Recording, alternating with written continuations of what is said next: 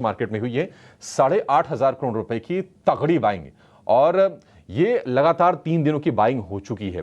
हम लगातार इंतजार भी कर रहे थे कि एफआईज कब लौटेंगे। अब वो लौटने के उनके पुख्ता संकेत मिलते हुए बाजार में जरूर दिखाई दे रहे हैं। कल का सत्र बड़ा, अगर हम पूरा दिन देखें तो बड़ा वॉलेटाइल रहा। आज का सेशन कैसा होगा? हालांकि कल हमने 24,800 को भी इंट्राडे में पार किया था, थोड़ी सी ऊपरी स्तरों से प्रेशर आते हुए दिखा। आज का समझते हैं जरा कि आंकड़ों के लिहाज से कहां आपकी नजर होनी चाहिए, निफ्टी में, निफ्टी बैंक में क्या होनी चाहिए। हमारे सीईओ की डिम्पी कालरा जुड़ गए हैं फोन लाइन पर। Dimpy, good morning. आज क्रूशियल डे, एक तो एफआईज का इंपैक्ट दिखेगा बाजार में, और दूसरा क्रेडिट पॉलिसी सामने खड़ी है जहां पर सीआरआर कटौती की उम्मीद लगाई जा रही है। बताइए क्या करना चाहिए आज ट्रेडर्स को? Good morning. देखिए, आज मिस्टर गवर्नर की ये पहली लास्ट प्रेस कॉन्फ्रेंस होगी उनके इस कार्यकाल के अंदर। तो ये बात सच है कि वो शायद कुछ सरप्राइजिंग फैक्टर देके जा सकते हैं। मार्केट में रेपो और रिवर्स रेपो की चर्चा पहले होती थी कि इसमें चेंजेस करेंगे, लेकिन एक स्टेप आगे बढ़ते हुए अब सीआरआर का नाम भी सामने आ रहा है। मार्केट के सीआरआर बैंक्स के अंदर अमूमन रेट चेंज हमेशा रेपो और रिवर्स रेपो से ही होता है। सीआरआर हमेशा जब भी लिक्विडिटी का क्रंच आता है मार्केट के अंदर, तभी उसको चेंज किया जाता है। हालांकि लिक्विडिटी का क्रंच एज सच कहीं दिख नहीं रहा, बट फिर भी मार्केट के अंदर बज़ है कि मार्केट के अंदर थोड़ा ईज ऑफ डूइंग या ईज ऑफ मनी फ्लोट करवाने के लिए हो सकता है मिस्टर गवर्नर 0.25% तक का सीआरआर कट कर दे। हालांकि रैशनल नहीं होता कि 0.25 ही करें, हो सकता है 15 भी करें, हो सकता है 20 भी कर सकते हैं। तो ये मार्केट में खबर चल रही है, मार्केट में बात है काफी, और इसको लेकर हमारे पोल ने भी 20%, अब ब्रोकर्स भी यही बात कह रहे हैं। अगर इस 20% वाले लोगों की बात सच निकली और सीआरआर में कट हो गया, तो ट्रस्ट में आप, कोई बड़ी बात नहीं है कि आप बैंक निफ्टी का ऑल टाइम हाई वापस से लगा दें, क्योंकि बैंक निफ्टी ने कल जिस तरह का बिहेवियर दिखाया है और जिस तरह का डाटा बन के आया है मार्केट के अंदर, कल ट्रेडिंग सेशन का एफआई का हो, आप सिर्फ अभी तो आप 8,000 करोड़ का कैश देख रहे हैं, अगर आप इंडेक्स ऑप्शंस देखेंगे तो आपको और हैरानी हो जाएगी। और ये कई बार हमने आपको नोटिस भी कराया कि जब कैश और इंडेक्स ऑप्शंस के अंदर बाइंग आ जाए ना, तो समझ लेना कि आप रॉकेट होने जा रहे हो। तो मार्केट का डाटा काफी स्ट्रांग है, बट 10 बजे तक का आपको वेट करना पड़ेगा। 10 बजे तक का मार्केट का रिएक्शन थोड़ा संभल के आएगा, उसके बाद तेज रिएक्शन मार्केट के अंदर 100% होगा। और 14.5 का विक्स भी अलाउ करता है कि कम से कम 200 पॉइंट का स्विंग, और बैंक निफ्टी में कम से कम 500 पॉइंट का स्विंग की आसपास करके बैठिएगा आप। दूसरा पॉइंट, अगर ये नहीं होता, इन डेट केस क्या होगा? अगर ये नहीं होता तो मार्केट का डाटा ये कहता है तब भी निराशा आपके हाथ नहीं लगने जा रही है। इसमें कोई दो राय नहीं है कि एक राउंड का आपने लेवल अचीव कर लिए हैं, लेकिन ज्यादा डीप कट्स मार्केट के अंदर नहीं आएंगे, ये साफ साफ समझ में आ रहा है। तो इसलिए आप अपना trailing stop loss, profit booking, थोड़ा रिस्क एपेटाइट को कैलकुलेट करके चलना आज। और आज फ्राइडे का सेशन भी है अमूमन, तो फ्राइडे के सेशन में वैसे भी वॉलेटिलिटी रहती है, हफ्ते भर में काफी बढ़िया पुल बैक आया हुआ है। तो आपके जो स्टॉप लॉसेस है मैं दोनों के वापस से क्लियर कर देता हूँ। 24,500, 24,400, ये अब आपके स्टॉप लॉस वाले एरिया है जो कि नियर बाय के हैं। सेम विद बैंक निफ्टी, क्योंकि हम 53,000 के ऊपर क्लोज किए हुए हैं, तो 53,000 की रेंज वाला ही कोई भी आप एक स्टॉप लॉस लगा के अभी भी सिस्टम में आप बैठ सकते हैं। अगर मार्केट के अंदर सब कुछ ठीक रहा तो 53,000 के पार होते हुए आज में आप 54,000 भी आ जाओगे, इसमें कोई हैरानी नहीं है। 2 शेयर एफ&ओ बैन में है, put call ratio fair value बता रही है, और एफआईज की होल्डिंग्स बढ़ी है। ये होल्डिंग्स बढ़कर अब करीब 43% हो गई है।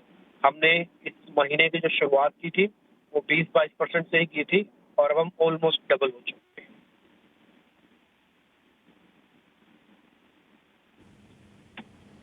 ठीक है डिम्पी, बहुत शुक्रिया।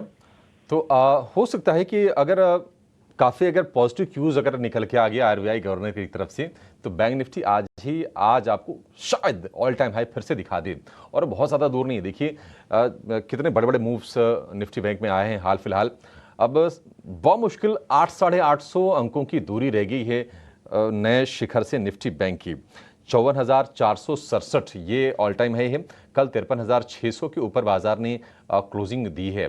तो ये आप निश्चित तौर पर एक वॉच आउट करने वाले फैक्टर ज़रूर रहेंगे। हालांकि तेज़ी हुई है, पिछले 5 सत्र से लगातार बाजार में तेज़ी हुई है, तो वो एक देखने वाली चीज़ होगी कि आज शुरुआती चाल क्या होती है। थोड़ा फोकस रहेगा एफआईज की आरबीआई की क्रेडिट पॉलिसी को लेकर। लेकिन ज़रा बाजार का व्यू एक बार और ले लेते हैं अपने एक एक्सपर्ट के जरिए और ट्रेडिंग कॉल भी समझ लेते हैं। हमारे साथ जुड़ गए हैं डीआर चोकसी सिक्योरिटीज़ के हेमन कपाड़िया। हेमन भाई, बहुत शुक्रिया आपका समय देने के लिए। स्वागत है आपके टीनो स्वदेश पर। सर, एक काम कीजिए, बाजार पर भी एक अपना क्विक व्यू दीजिए और अपने शेयर बता दीजिए सर, क्या खरीदना है आज।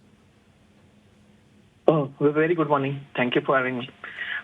मार्केट 24,800 पे बहुत ही जल्दी आ चुका है।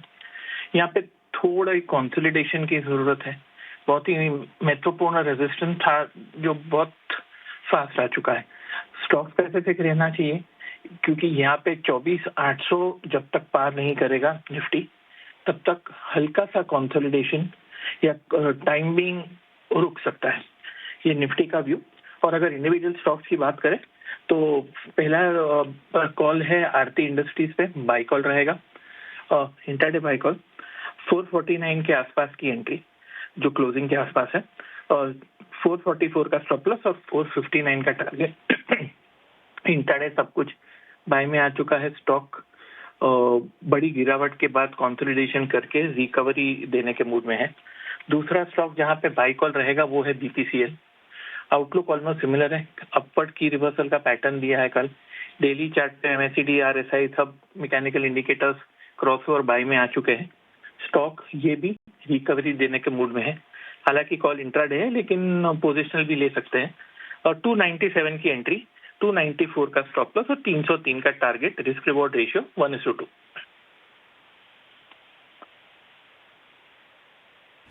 ठीक है हेमन भाई, बहुत शुक्रिया आपका समय देने के लिए।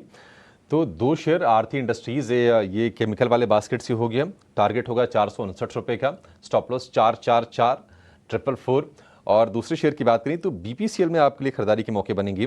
297 रुपये के आसपास के भाव हैं बीपीसीएल के। आपको स्टॉप लॉस लगाना है 294 रुपये पर और इसमें टारगेट बनेगा 303 रुपये का। तो ये दो बाय के सौदे होंगे हेमन कपाड़िया की तरफ से। अगर आपको आज कमोडिटी बाजार में कमाई करनी है तो आपकी रणनीति क्या होनी चाहिए? एचडीएफसी सिक्योरिटीज़ के head of commodities and currency Anuj Gupta ने अपनी रिकमेंडेशंस में भेज दी हैं और सोने में उनकी बिकवाली की सलाह है। गोल्ड फ्यूचर बेचने की सलाह दे रहे हैं वो। टारगेट 76,180 का, स्टॉप लॉस 76,905 रुपये का आपको लगा के चलना है इस रणनीति में। लेकिन नेचुरल गैस पर और जिंक पर उनकी खरीदारी की राय है। दिसंबर फ्यूचर में नेचुरल गैस आप खरीदना है। टारगेट 262 का, स्टॉप लॉस 251 रुपये 80 पैसे का। और जिंक भी दिसंबर फ्यूचर की आपको खरीदनी है। टारगेट 289 और 292 रुपये, ये दो टारगेट होंगे जिंक के लिए। स्टॉप लॉस लगा के चलना है 283 रुपये 50 पैसे का। तो दो बाई और एक सेल, ये कमोडिटीज के लिए आपके लिए रणनीति। रिपोर्ट समझ लेते हैं कि आज कहाँ पर फोकस होगा। वरुण, गुड मॉर्निंग, बताइए क्या है फोकस में आज? गुड मॉर्निंग अभिषेक। तो शुरुआत करूंगा सिटी यूनियन बैंक के साथ क्योंकि यहाँ पे एक्सिस की रिपोर्ट आई है। एक्सिस कैपिटल की कवरेज की शुरुआत की और 220 के प्राइस टारगेट दे रहे हैं। ये कहना है कि ग्रोथ अच्छी है, एसेट क्वालिटी अच्छी है और आगे काफ़ी बेहतर ग्रोथ और ये बैंक जो है वो डिलीवर करेगा। बजाज ऑटो, यूबीएस सेल का कॉल मेंटेन कर रहा है। 7,900 के प्राइस टारगेट है। इनका कहना है कि प्राइस कट जो इस कंपनी ने की है उसका इम्पैक्ट मामूली है, लेकिन हाँ नवंबर 2024 में फ्रीडम 125 के होलसेल नंबर जो है इनके अनुमान से कम है। अब जेपी मॉर्गन ने इंडस टावर के मैनेजमेंट से बैठक की। ओवरवेट का कॉल है, 520 का प्राइस टारगेट दे रहे हैं। इनका कहना है कि वोडाफोन आइडिया जो है अगले कुछ समय में अपने ड्यूज जो है वो क्लियर कर सकता है Q4 FY25 तक, या फिर वर्स्ट केस FY26 तक ये करेंगे। बाकी यहाँ पे ग्रोथ इस कंपनी की अच्छी है और साथ ही साथ इनका ये भी कहना है कि अभी इंडस टावर के डेट रीपे करने की कोई बहुत बड़ी योजना नहीं है क्योंकि ये काफ़ी कंफर्टेबल लेवल पे हैं। इंडिया स्ट्रैटेजी की बात करते हैं जहाँ पे मॉर्गन स्टैनली का नोट है और ये कह रहे हैं कि इंडियन मार्केट जो है वो अभी भी काफ़ी अच्छे ग्रोथ फेज में है और इनका जो लक्ष्य है बीएसई सेंसेक्स के लिए दिसंबर 2025 तक का बेस केस 93,000, बुल केस जो है 1,05,000 का इनका सेंसेक्स पे लक्ष्य है और ये प्रेफर कर रहे हैं defensive, small and mid cap, financial consumers, technology को। बाकी सारे सेक्टर्स पे ये अंडरवेट है, लेकिन हाँ टारगेट जो दिए हैं इंटरेस्टिंग है तो यहाँ पे नजर रखिएगा। ठीक है वरुण, बहुत शुक्रिया ये सारी की सारी रिपोर्ट्स बता